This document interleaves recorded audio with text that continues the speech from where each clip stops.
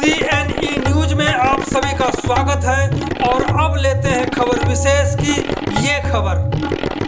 लेकिन 10 साल में 8 साल फिर भी टाइम था उनके पास। बीजेपी से एमपी आए, मैं नाम नहीं लेता, बीजेपी की नाम MP लेना आए। नहीं चाहते या लेने लायक उसका समझते लेने नहीं? का फायदा नहीं, आप भी समझते हो, दुनिया भी समझती है कौन एमपी है क्या है, तो उसका नाम लेने का कोई बेनिफिट नहीं मिलेगा, मुझे भी ना आपको बेनिफिट मिलना है।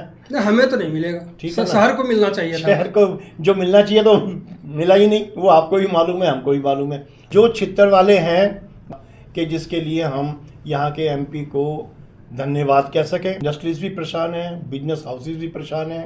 एमपी साहिबा नहीं कराएंगी तो हम जाके कराएंगे उनको एमएचए में। नहीं करवाया, कुछ नहीं करवाया। अभी आप पूरी बातचीत को लेकर झलकियां देख रहे थे, अब देखें पूरी बातचीत जिसमें वही सवाल, चंडीगढ़ का सांसद कैसा हो, जनता को छित्तर मारने वाला या फिर काम करने वाला।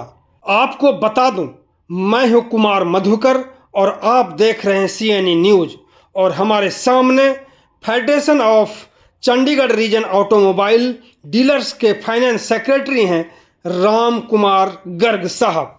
तो सुनते हैं राम कुमार गर्ग साहब को।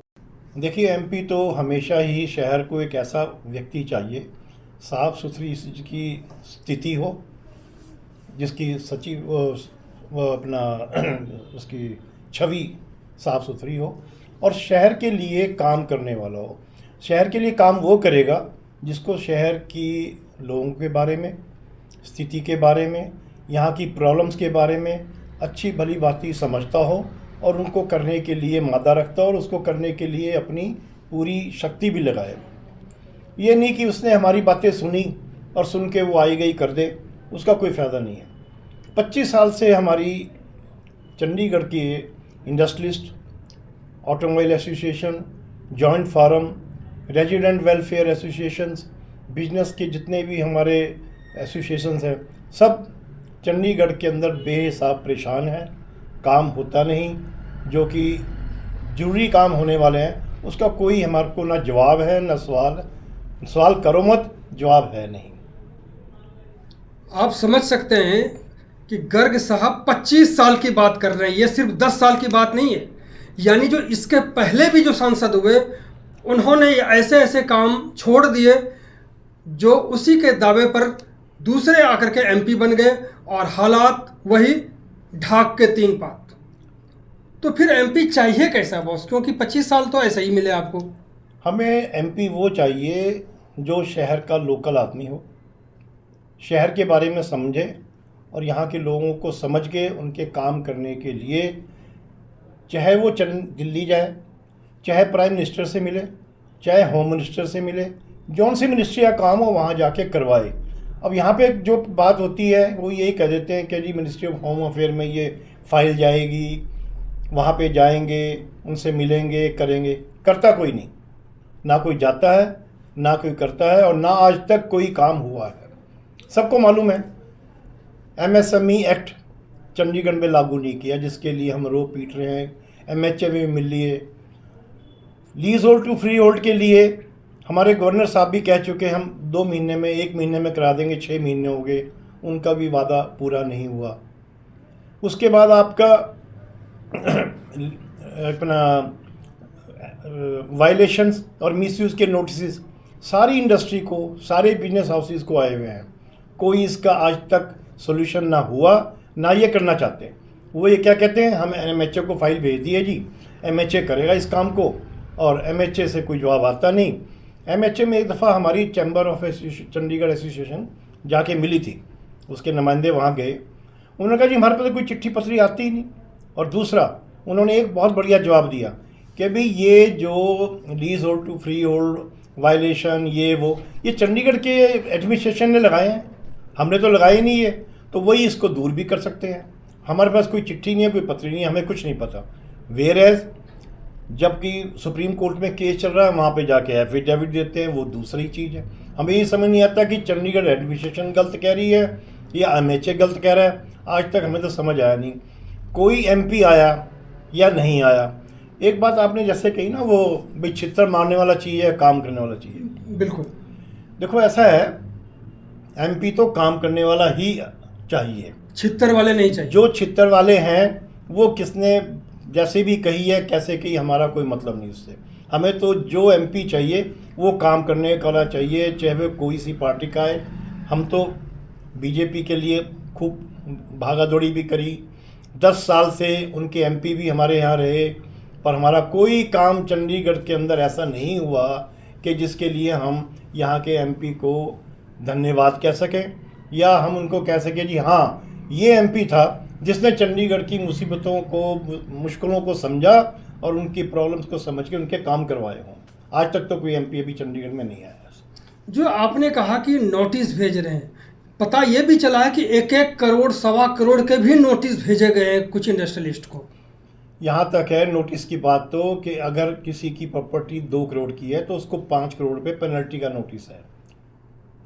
अब आप ये समझिए कि हरियाणा में पंचकुला है, पंजाब में मोहाली है, वहाँ पे कन्वर्शन फ्री है, कोई उसके लिए चार्जेस नहीं है, कुछ बहुत nominal charges. Leasehold to freehold के लिए मैं आपको एक चीज़ बता दूँ, दिल्ली में leasehold to freehold union territory है, एमएचए के अंडर है, उन्होंने कर दी। नागपुर तक में ये leasehold to freehold हो चुका है, बहुत नॉमिनल चार्जेस के ऊपर। और एक चीज़ और बताऊँ, हमारे गवर्नर साहब तो नागपुर से ही बिलोंग करते हैं। बिल्कुल। और नागपुर की बात को समझ के हमारे गवर्नर साहब इतने इंटेलिजेंट पर्सन हैं, बहुत समझते हैं हर एक चीज़ को, लॉ पॉइंट समझते हैं, पब्लिक में रहे हैं, एमपी भी रहे, मिनिस्टर भी रहे, एमएलए भी रहे, सब कुछ रहे। तो उनको तो ऐसे काम फ़ौरन करने चाहिए, ना कि गवर्नर की पोस्ट चंडीगढ़ के अंदर वो राजा हैं यहाँ के। बिल्कुल। तो राजा क्या नहीं कर सकता, यहाँ के अफसरों को बताना है भाई इसको काम को ऐसे नहीं ऐसे करिए, वो फाइल जाएगी उनके पास, वो साइन करके भेजे। 2 मिनट में काम है, 10 मिनट का काम है गवर्नर साहब के लिए, पर करने के लिए एक वो चाहिए, दिल होना चाहिए, विल पावर होनी चाहिए, भाई मैंने ये शहर के लोगों के लिए करना है। वो नहीं हो रहा कुछ भी, और हम बहुत परेशान हैं, सब इंडस्ट्रीज़ भी परेशान हैं, बिजनेस हाउसेज भी परेशान हैं, रेजिडेंट्स वेलफेयर एसोसिएशन सब रोते ही रहते हैं। और एक और है, शेयर वाइज रजिस्ट्री बंद कर दी। क्यों बंद कर दी भाई तुमने? ये हेरिटेज सिटी बना दिया भाई, 50 साल से चंडीगढ़ शहर बना, उसको हेरिटेज बना दिया। दिल्ली, बॉम्बे, मद्रास, कलकत्ता, झांसी, आगरा, बरेली, सहारनपुर, जो 200-200, 300-300 साल पुराने शहर हैं, वहाँ पे हेरिटेज बना के कितनी बिल्डिंगें, कितने एरिया को हेरिटेज बना रखा है इन्होंने, जो चंडीगढ़ को हेरिटेज बना रहे हैं। हमारे हाई कोर्ट और सुप्रीम कोर्ट की उसमें केस गया, उन्होंने पता नहीं क्या समझ के फैसला किया, मैं उनको उसके ऊपर कोई अपनी राय नहीं प्रकट करूँगा क्योंकि ये जुडिशियल मामला है, उन्होंने भी कुछ सोचा होगा। पर चंडीगढ़ को हेरिटेज सिटी बनाना एक बहुत बड़ी गलती है, बहुत बड़ी नासमझी है, ये नहीं होना चाहिए है। चंडीगढ़ हेरिटेज सिटी है ही नहीं, ना इसको इस मुद्दे को उठाना चाहिए, ना इसको इस कैटेगरी में रखना चाहिए। इमीडिएटली ये हेरिटेज सिटी का जो टैग चंडीगढ़ पे लगाया है, जिसकी वजह से सारी पब्लिक यहाँ परेशान है, इसको इमीडिएटली टैग को हटाना चाहिए और ये हेरिटेज सिटी का नाम यहाँ से ख़त्म करके आम सिटी जैसे हैं वैसे रखो। हाँ, कुछ एरिया, कोई बिल्डिंग 100 साल पुरानी है यहाँ पे, क्यों 100 साल पुराना तो चंडीगढ़ ही नहीं है। चंडीगढ़ कितने साल हुए? 70, 50, 60 साल। लेकिन कहा जाता है कि ये मॉडर्न हेरिटेज है। ये मॉडर्न हेरिटेज की परिभाषा एक नई तरह से गढ़ी जा रही है। अहमदाबाद के पास एक नया एरिया बना है, आपको याद है क्या नाम है? जामनगर नहीं है, गिफ्ट सिटी बना है वहाँ पे, अहमदाबाद के साथ है, उसका नाम भी कुछ अलग से है। तो वो भी तो अभी बनाया 40 साल पहले, वहाँ तो हेरिटेज सिटी नहीं बनाया उसको अभी तक।